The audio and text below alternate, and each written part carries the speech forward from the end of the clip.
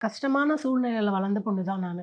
இப்போ எல்லாரும் என்ன பார்க்கும்போது சில்வர் ஸ்பூன் சொல்லுவாங்க. சில்வர் ஸ்பூன்லாம் எனக்கு அப்ப என்னன்னே தெரியாது. ஸ்பூனே இல்லங்க. ஸ்பூன் ஏங்க ஒண்ணுமே இல்லங்க. வீடே கிடையாது அப்படின்ற மாரி தான் சொல்லணும். அப்ப வந்து எனக்கு ரொம்ப பசிக்கும்போது நான் என்னோட நெய்பர்ஸ் வீட்டுக்கு போயிட்டு, அ எனக்கு தாங்க முடியல. ஒரு மாரி கேர் ஆகுது.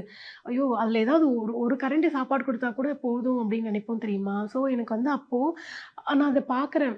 ஒரு ஒரு நாய விட நம்மள கேவலமா ட்ரீட் பண்ணுவாங்கல்ல, அந்த மாரி என்ன ட்ரீட் பண்ணாங்க. அப்பா! அப்படின்னு அது என்னால வந்து அது லைஃப் டைம்ல அத என்னால நினைக்கவே முடியாது. ஒரு மாதிரியாயி அன்னைக்கு நைட்லாம் நான் அழுது எனக்கு ஜுரம் வந்துருச்சு. அந்த பசினால.